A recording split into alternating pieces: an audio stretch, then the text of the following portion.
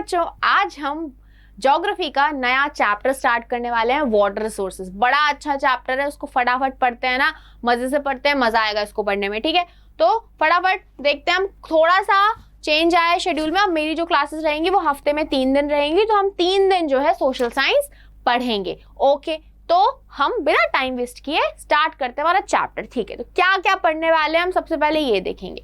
तो हम वाटर के बारे में पढ़ने वाले हैं भैया, पानी के बारे में हम पढ़ने वाले हैं। क्या पानी के बारे में हम पढ़ने वाले हैं?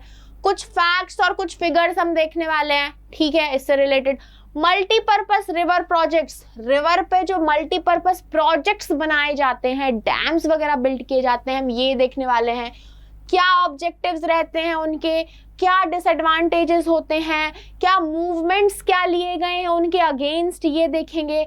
डैम्स के बारे में देखेंगे, हम रेन वाटर हार्वेस्टिंग के बारे में देखेंगे। तो ये है हमारे चैप्टर के कंटेंट।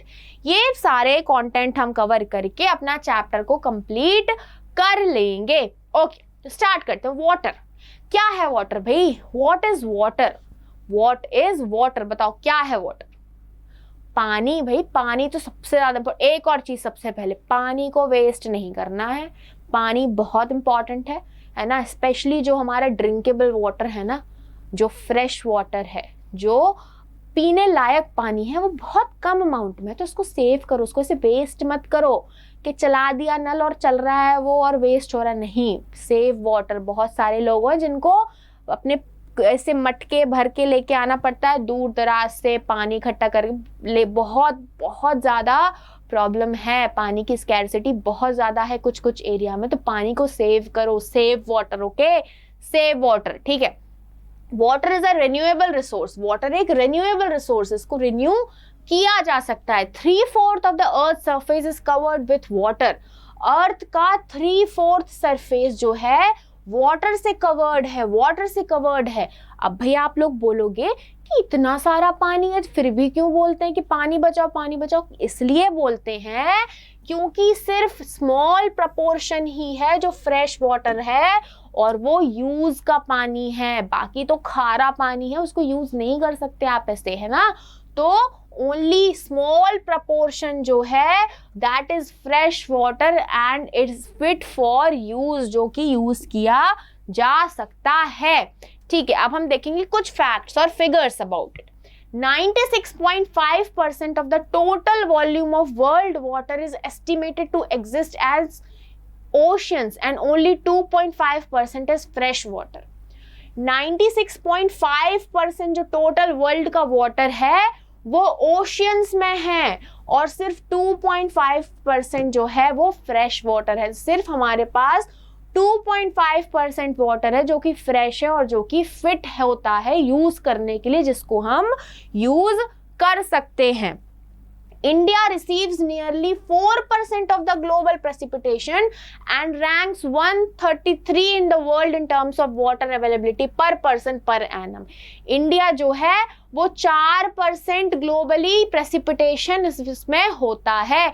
इंडिया में कितना? ओनली 4% एनुअली जो है प्रेसिपिटेशन होता है। और वर्ल्ड में इसकी रैंकिंग कितनी है? इसमें वो इसकी जो इंडिया की रैंक है वो 133 है। 133 रैंक है इसकी in terms of water availability per person per annum. Okay, by 2025 it is predicted that large parts of India will join countries or regions having absolute water scarcity. 2025 तक ऐसा predict किया जा रहा है कि इंडिया के बहुत सारे ऐसे पार्ट्स हैं जो कि large parts of India will join countries, ऐसी कंट्रीज को ज्वाइन कर लेंगे या फिर ऐसी रीजन्स को ज्वाइन कर लेंगे जहां पे water scarcity, absolute water scarcity, भाई पानी है ही नहीं। तो इंडिया के बहुत सारे ऐसे पार्ट हैं, अगर यही कंडीशंस चलती रही तो क्या हो जाएंगे? वो ऐसी कंट्रीज और ऐसे रीजन्स को ज्वाइन कर लेंगे जहां पे एब्सोल्यूट वाटर स्कैरसिटी है, जहां पे पानी की कमी बहुत ज्यादा है, पानी ही नहीं है, है ना। कह सकते हैं कि पानी ही नहीं है। आगे some sources of fresh water. अब फ्रेश वाटर के कुछ सोर्सेस के बारे में हम देखेंगे, कहां कहां से हमें फ्रेश वाटर नसीब होता है। प्रेसिपिटेशन, रेनफॉल से जो पानी मिलता है दैट इज फ्रेश वाटर, ठीक है। Surface water in rivers, lakes etcetera, rivers में जो पानी बह रहा है, जो लेक्स में पानी है, वो क्या है, वो सरफेस वाटर कहलाता है और ये फ्रेश वाटर है बेटा। ग्राउंड वाटर, जमीन खोद के जो हम पानी निकालते हैं, water stored in underground aquifers which gets recharged by rainfall. अब क्या है, ग्राउंड, जब हम जमीन खोदते हैं ना तो एक्यूफर्स हैं बेटा, ऐसे जैसे ऊपर रिवर बह रही है ना, ऐसे नीचे ही एक्यूफर्स होते हैं, उनमें पानी रहता है, उनमें ग्राउंड वाटर रहता है। तो जब हम खोदते हैं तो उस एक्यूफर्स से पानी बाहर आता है और ये जो एक्यूफर्स होते हैं ये रिचार्जेबल होते हैं। जब रेनफॉल होती है ना तो रेनफॉल का पानी अंदर जमीन में जाता है और इन एक्यूफर्स को रिचार्ज करता है, इनमें पानी जो है वो रिचार्ज होता है। तो ग्राउंड वाटर क्या है, it is a water which is stored in aquifers, underground aquifers होते हैं, इनमें क्या, ग्राउंड वाटर में, ग्राउंड वाटर जो है इन एक्यूफर्स में स्टोर्ड होता है और ये they are recharged by rainfall, इनको रेनफॉल रिचार्ज करती है। Next, causes of water scarcity. Water scarcity किस वजह से हो रही है, किन रीजंस की वजह से वाटर स्कैरसिटी हो रही है। लार्ज ग्रोइंग पॉपुलेशन, पॉपुलेशन के बढ़ने की वजह से वाटर स्कैरसिटी हो रही है। भाई जितना ज्यादा पॉपुलेशन उतना ज्यादा पानी कंज्यूम करेंगे ना, उतना ही ज्यादा खाना पानी कंज्यूम, भूखे प्यासे तो रहेंगे नहीं। जितनी ज्यादा पॉपुलेशन बढ़ती जाएगी उतना ज्यादा पानी और खाने का कंजप्शन भी बढ़ता जाएगा। Water resources are being over exploited to expand irrigated areas. अब वाटर रिसोर्सेज को बहुत ज्यादा एक्सप्लॉइट किया जा रहा है, बहुत ओवर यूज किया जा रहा है अपनी इरिगेशन बढ़ाने के लिए, इरिगेटेड एरियाज को बढ़ाने के लिए उनको बहुत ज्यादा यूज किया जा रहा है। Greater demand for water with growing urbanisation and industrialisation, नए नए शहर बन रहे हैं, नई नई इंडस्ट्रीज बन रही हैं, अर्बनाइजेशन हो रहा है, इंडस्ट्रियलाइजेशन हो रहा है और जैसे जैसे ये बनते जा रहे हैं वैसे वैसे पानी की भी नीड भी बढ़ती जा रही है। तो डिमांड जो है पानी की वो बढ़ रही है, it is increasing. Unequal access to water among different social groups, और एक और चीज है, अलग अलग सोशल ग्रुप्स को ना अलग अलग पानी मिलता है, मतलब यहाँ पे भी डिस्क्रिमिनेशन है। मतलब अगर कुछ ऐसे सोशल ग्रुप्स हैं जहाँ पे उनको पानी नसीब नहीं होता, या फिर कुछ जो बड़े ऊपर कास्ट के लोग हैं, जब वो लोग पानी भर लेंगे तब उनको पानी नसीब होता है, तो कभी कभी तो उनको वो पानी नसीब भी नहीं हो पाता है। तो क्या अनइक्वल एक्सेस है वाटर का among different social groups. Excessive use of water by industries, industries बहुत ज्यादा पानी का यूज कर रही हैं। Over exploitation of water in the urban areas, urban areas में वाटर का ओवर एक्सप्लॉयटेशन हो रहा है। क्या ओवर एक्सप्लॉयटेशन हो रहा है। मेन कॉजेज हम पढ़ेंगे, वाटर पोल्यूशन, भैया पानी वाला प्रदूषण, पानी का प्रदूषण, पानी गंदा होना is what, it is water pollution, ठीक है। तो कॉजेज देखेंगे, what are the causes of water pollution. तो डोमेस्टिक वेस्ट, जो घरों से जो कचरा वेस्ट निकलता है वो पानी में जा रहा है, because of that. Industrial waste are disposed of in water without proper treatment, ये बहुत बड़ा रीजन है। इंडस्ट्रीज से जो गंदा पानी निकलता है, जो वेस्ट वाटर निकलता है, उसको बिना ही ट्रीट किए, बिना ही साफ किए पानी में, जो साफ पानी में छोड़ दिया जाता है, तो उससे खराब हो रहा है पानी, प्रदूषण फैल रहा है। Chemical affluence from industries and from agricultural sector, agriculture से, जब एग्रीकल्चर खेती कर रहे हैं उसमें फर्टिलाइजर्स डाल रहे हैं, केमिकल्स डाल रहे हैं, इंडस्ट्री से जो केमिकल्स हैं उनका पानी, जब रेन होती है, बारिश होती है, तो पानी बह के आता है और वो फ्रेश वाटर में जाता है, तो वो भी अफेक्ट करता है, वो भी वाटर पोल्यूशन करता है। Pesticides and fertilizers used in agriculture, मैंने अभी बताया कि एग्रीकल्चर में पेस्टिसाइड्स और फर्टिलाइजर्स का यूज करते हैं, उसकी वजह से भी वाटर पोल्यूशन होता है। कैसे होता है, बारिश होती है, वो फर्टिलाइजर, वो पेस्टिसाइड्स बह के आते हैं, फ्रेश वाटर में मिलते हैं और पानी को खराब करते हैं। Many human activities, example religious rituals and immersing of idols etc. in the water also pollute water। और बहुत सारी human activities जैसे religious rituals भी होते हैं, जैसे हम मूर्तियों का विसर्जन करते हैं, immersing of idols है ना, मूर्तियों का विसर्जन करते हैं, उसकी वजह से भी water pollution जो है होता है। Next, reason of need for conservation of water resources। अब भाई हमें पता है कि पानी इतना ज़्यादा ज़रूरी है, पानी इतना ज़्यादा ज़रूरी है तो उसको बचाना भी तो बहुत ज़्यादा ज़रूरी है ना। It is very much important to save water. तो reason of need for conservation of water resources, water resources के कंजर्वेशन के लिए क्या नीड है, क्या नीड है वाटर रिसोर्सेज के कंजर्वेशन की, ठीक है। Water resources are limited and our requirements are increasing day by day. मैंने वही कहा कि पानी जो है लिमिटेड है, पानी स्मॉल, फ्रेश वाटर जो है स्मॉल प्रोपोर्शन में है भाई, लिमिटेड है, तो उसको बचाना बहुत जरूरी है। तो water resources are limited, these are limited and हमारी रिक्वायरमेंट्स जो है वो डे बाय डे इंक्रीज हो रही हैं, इसलिए हमें पानी को बचाना बहुत जरूरी है। Most of our resources are polluted and unsuitable for drinking and other purposes. Most जो हमारे resources हैं वो pollute हो चुके हैं, वो pollute हैं, वो खराब है और unsuitable हो गए हैं पानी पीने के लिए। मतलब जिस resources पे हम पहले dependent होते थे, अब वो रिसोर्सेज पोल्यूट हो चुके हैं, उनका पानी हम ड्रिंक नहीं कर सकते, उनको यूज में नहीं ला सकते, वो इतने पोल्यूट हो चुके हैं। To safeguard ourselves from health hazards. अब गंदा पानी पियोगे तो तबीयत भी तो खराब होगी, शरीर के अंदर गंदा पानी जाएगा तो तबीयत तो खराब होगी। तो हम खुद को बचा सके इन हेल्थ हैजार्ड से, इसलिए हमें वाटर कंजर्वेशन की नीड है। To ensure food security and for continuation of our livelihoods, हम अपना जीवन यापन कंटिन्यू कर सके उसके लिए भाई पानी बहुत जरूरी है। टू प्रिवेंट डिग्रेडेशन, यहाँ पे बेटा ऑफ आएगा, of our natural ecosystem and water bodies, हम हमारे नेचुरल इकोसिस्टम और वाटर बॉडीज का डिग्रेडेशन को प्रिवेंट करने के लिए कंजर्वेशन करना बहुत जरूरी है। तो conservation is very important, very very important. Okay, next, how the industrialization and urbanization are responsible for the water scarcity। कैसे इंडस्ट्रियलाइजेशन और अर्बनाइजेशन की वजह से वाटर स्कैरिसिटी हो रही है, वाटर की कमी आ रही है।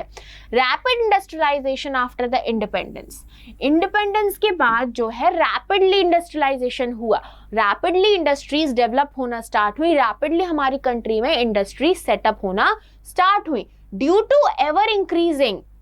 Over increasing number of the industries, excess use of fresh water, ठीक है, ओवर यहाँ पे बेटा ओवर आएगा, ठीक है। अब इतनी ज्यादा इंडस्ट्रीज बढ़ रही हैं, अब हमने देखा कि जितना ज्यादा अर्बनाइजेशन बढ़ेगा, जितनी ज्यादा नई इंडस्ट्रीज बढ़ेंगी, उतना ज्यादा क्या पानी का यूज भी बढ़ेगा। तो over increasing number of industries की वजह से फ्रेश वाटर का यूज भी ज्यादा होने लगा, एक्सेस यूज होने लगा।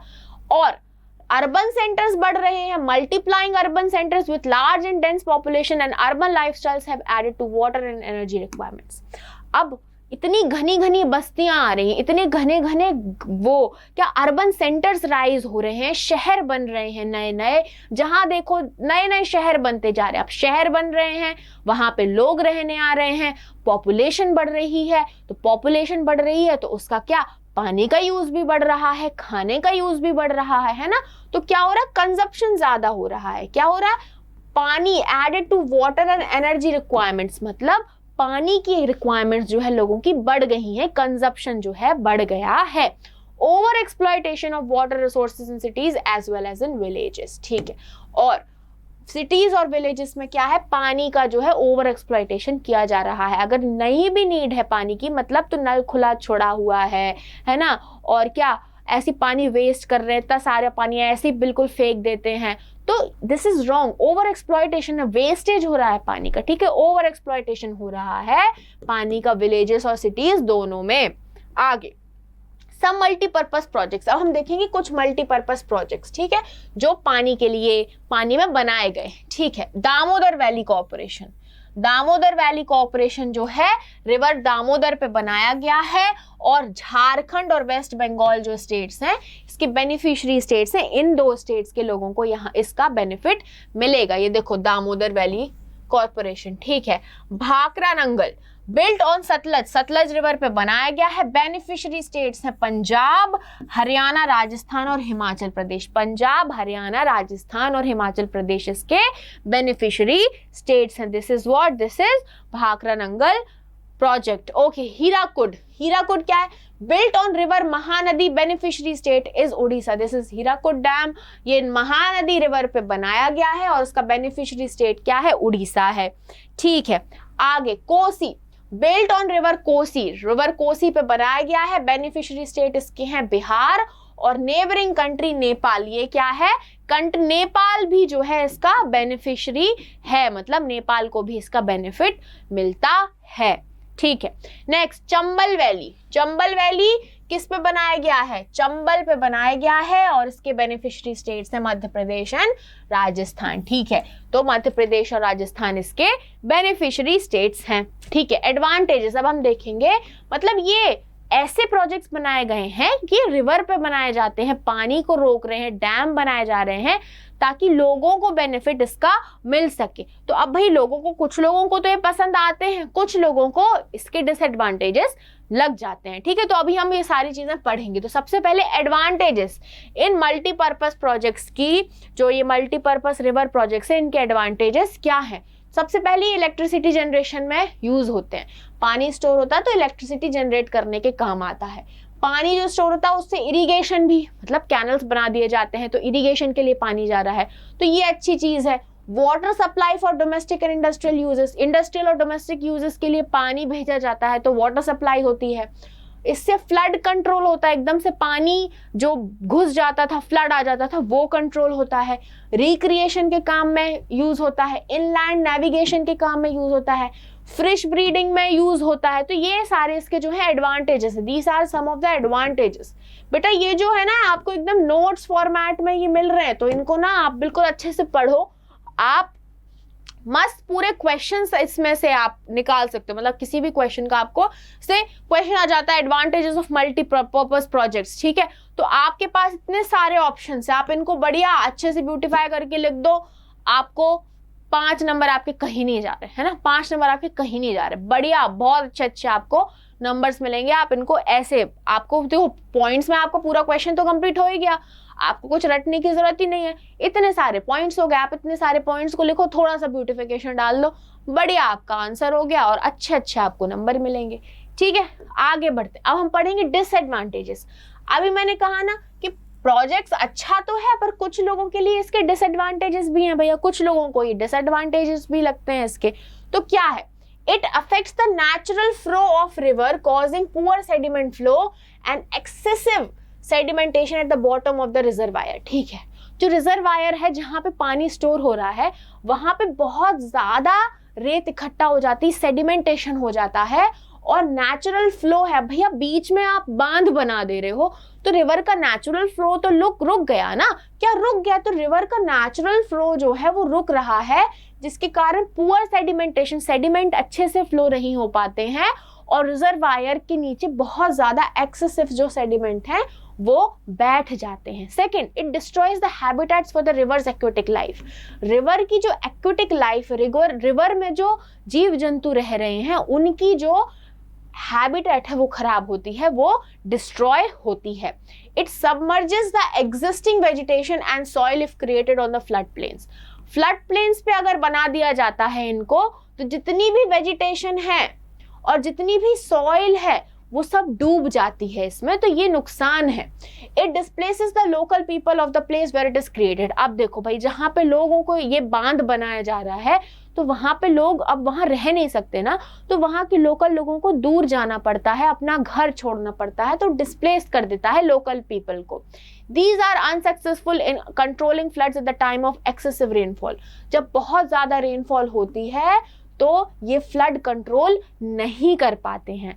These projects induce earthquakes, causes waterborne disease and pest and pollution resulting from excessive use of water।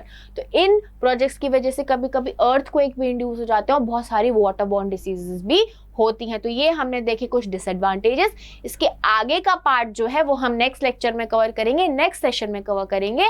तो इस लेक्चर के या आपको किसी भी लेक्चर की नोट्स डाउनलोड करने हैं तो आप हमारे ऐप स्कोर प्लस से इनको डाउनलोड कर सकते हैं PDF फॉर्मेट में। तो लेक्चर्स को डाउनलोड करो, इनके नोट्स डाउनलोड करो और अच्छे से पढ़ाई करो, ठीक है। तो फिर मिलते हैं नेक्स्ट लेक्चर में। बाय बाय बच्चों।